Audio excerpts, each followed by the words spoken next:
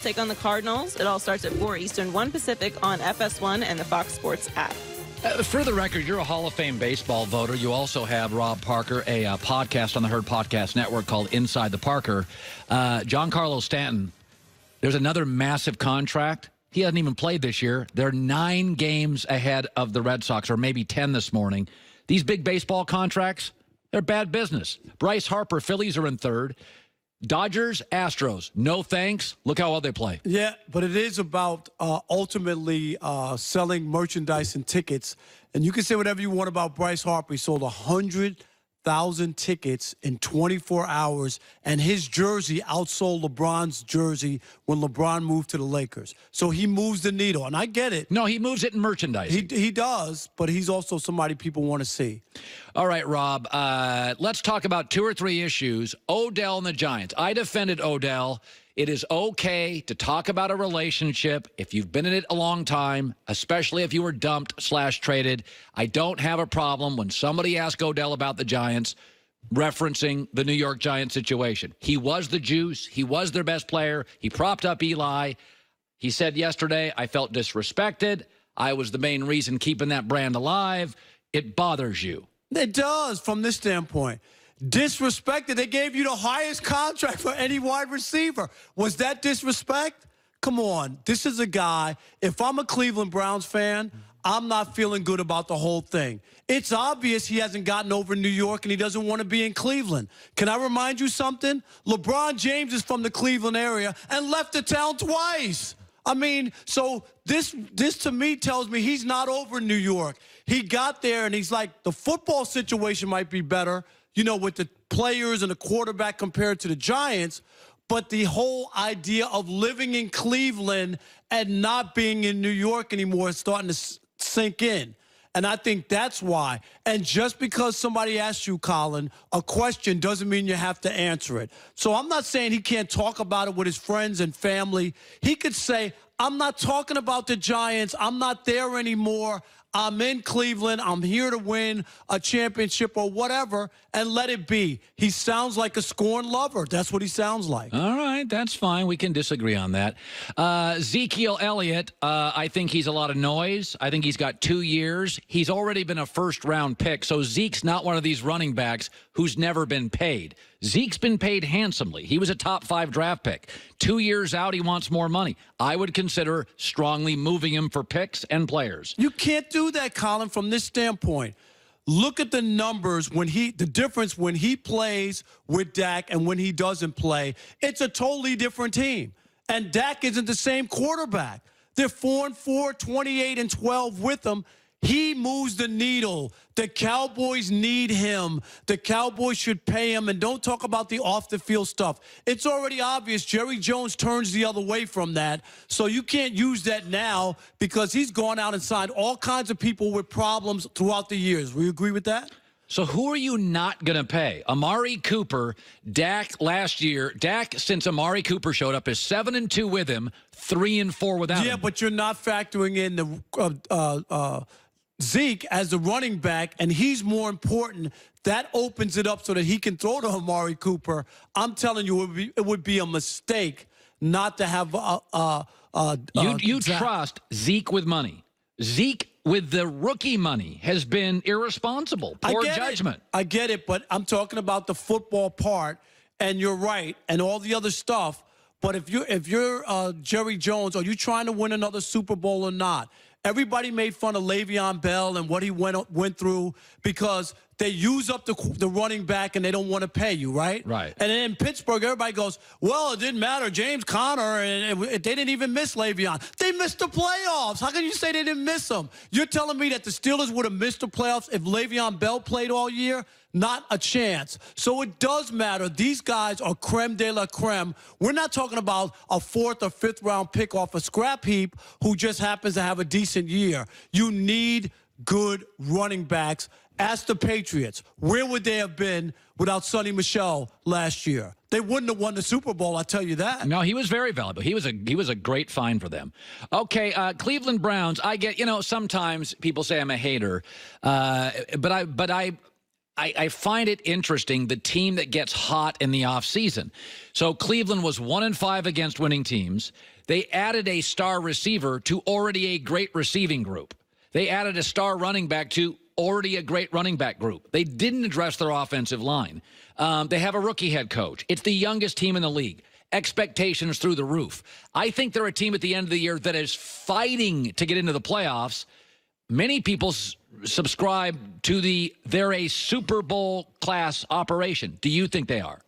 No way, no how. And I know people don't want to hear that in Cleveland, and I get it. They've been so terrible for such a long time, so people are against hope. And you're right. Go look at who they beat a year ago. The one game that they won against a team that finished over 500 was Joe Flacco early on in the year when they won the game 12-9. And they didn't beat it. And he was benched later. Right. They didn't beat anybody. So I want to see them beat some good teams first before you start talking about going to the Super Bowl. And I could see this thing blowing up. Landry Jarvis, right, is the one who made the connection already with Baker Mayfield. Well, it's funny. I was listening to a show this morning driving in. I don't even know the name of the show, but he was talking about Jarvis Landry and Odell at LSU. Odell was the talent, but Jarvis was the volume catcher at LSU. Jarvis is a 90-catch guy with no drama around him. And this is what I'm saying. So what happens if Jarvis is that guy that Baker Mayfield already has a connection with, feels good and starts throwing the ball mostly to him? Now OBJ's not happy. Now you have an issue going on. And you're right. The moves that they made were splashier, better, all the other stuff that gets you attention. And people go, wow, they're loaded. I get all that. But it doesn't mean that it all fits together, and you're right. And a first-year head coach as well. Is he going to be able to handle the personalities and handle the situation? I think this has a chance of blowing up. I'm going to say that they do not, N-O-T, make the playoffs, the Browns. Okay. I agree with you, but I think it's close. I think it goes down to week 16, week 17.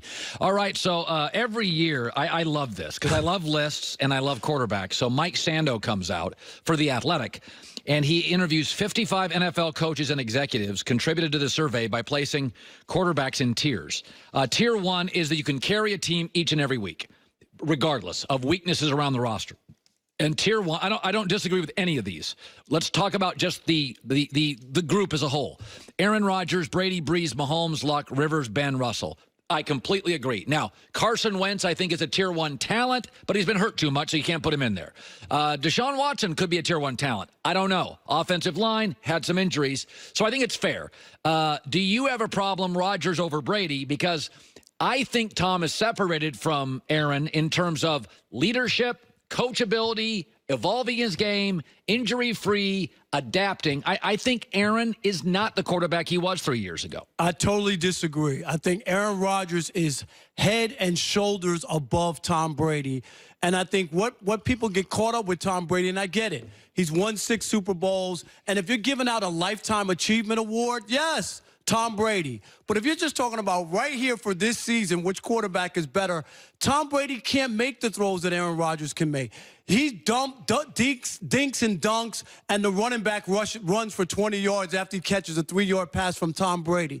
Tom Brady can't make those throws. Go back and look at the film of the Super Bowl and see a 41-year-old decrepit quarterback who had no touchdowns, 1 pick, 1 fumble, and threw for less than 200 yards. That's Tom Brady. Yeah, won that's the game. Last time they did win the game. Yeah. But that's the last time we saw them. And why don't you want to look in the mirror and look at him and say, that's what Tom Brady is? I've been saying for years he's going to fall off the cliff. You saw the video, him and his daughter. They fell off the cliff. It's over for Tom Brady. We got the video proof finally. No, my thing is I don't like being, marginalized as an Aaron Rodgers hater, but I do think there are things that you can't deny. Green Bay in the last 8 years has had 8 Pro Bowl appearances by an offensive lineman. Better than New England. Pro Football Focus has a Packer in the top 10 running back and receiver. Brady does not. They've always been above average special teams. This idea that Aaron's had to carry bad rosters. Now, the defense. Oh, I'm going to say. Okay, I'm the glad defense. you're bringing this up. Yeah, now the defense, the organization has gone full on free agency draft defense last 2 years. Yes, Aaron has not always had Tom's level of defensive support, but Tom has not had star backs, star receivers, Pro Bowlers on the offensive line. Yeah, but the only difference is when you go in the postseason, go look at the games that Green Bay's lost in the postseason, where the defense has given up 40-plus points 3 or 4 times during Aaron Rodgers' career. It happened to Tom Brady once, I guess, against Philadelphia in the Super Bowl, just one time where the defense let him down, and I think that's what the added burden. Defensively, the Packers have been bad, and Aaron Rodgers still gave them a chance to win because he's that good. Here are the only 2 stats you need.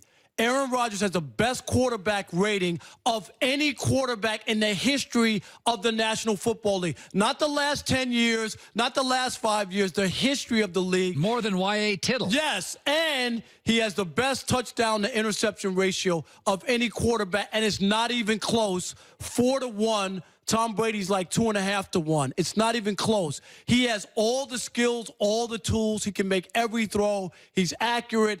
He's mobile. He can do it all. And if he was on the New England Patriots and they were cheating for him, he probably would have won 10 Super Bowls. Oh, Lord. You know, Joy, it was going so well.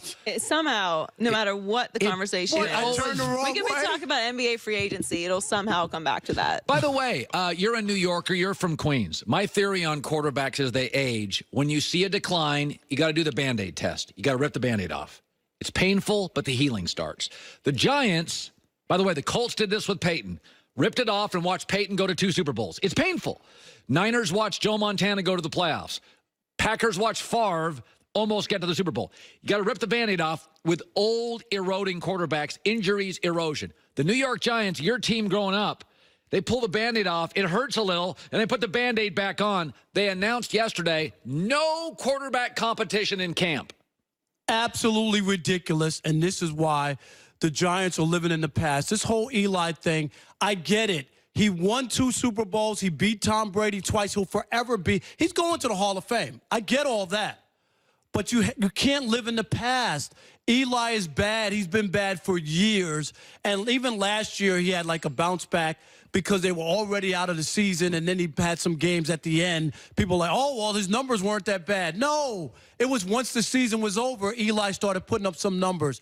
He's finished. And the sooner that they get to this, look at you just named, all the great quarterbacks, Colin, have all been shown the door and asked to go elsewhere. By the way, New England was very close to moving on Jimmy Garoppolo. Remember, that's where the schism created because Bob Kraft stepped in and said, get rid of Jimmy. If it was Bill Belichick's decision, Tom Brady would have been. They would have moved on from Tom Brady. I believe that, and I think pigs get fed, hogs get slaughtered. I think Belichick looked at it and thought, "Listen, we may have to watch Tom win a Super Bowl somewhere else, but I'm not giving up Jimmy Garoppolo, who I think's probably at this point in the league the next star quarterback nobody knows yet." And then they wind up giving him away for almost nothing. Second-round pick. Rob Parker teaches commentary at USC. He's got host of the Inside the Parker podcast, Baseball Stuff, Heard Podcast Network. I got Astro. How about World Series? Astros, Dodgers? I have Yankees, Phillies. That's what was my original. Phillies are in third. That was my original pick. I'm sticking with it. There's still a long way to go. I don't think the Dodgers are going to make it, only from this standpoint. Hard to make the World Series 3 years in a row. Fair. Pitcher's arms. It's a lot of work on wear and tear on the pitcher's arms. By the way, sleep cool and comfortable, Casper.com. The code is HERD. Special offer, HERD, Casper.com. Rob Parker, good seeing you. Thank you, sir. Joy with the news.